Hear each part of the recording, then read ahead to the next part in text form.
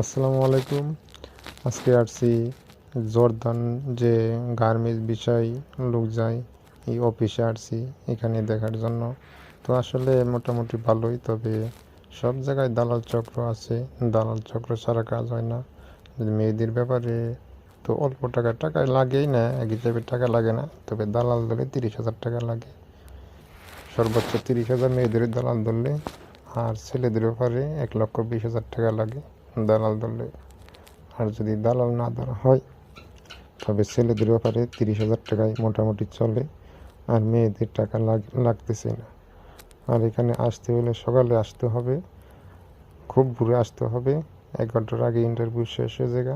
তবে আপনারা যদি আসেন, খুব আগে বুঝবেন, অ্যাপ্লিকেশন করবেন, তারপরে দেখে শুনে দালাল ধরা ছাড়া নিজেই কাজ করবেন। নিজে কাজ করা অনেক ভালো, তবে যাচাই বাছাই করে তারপর আপনারা একমত হবে।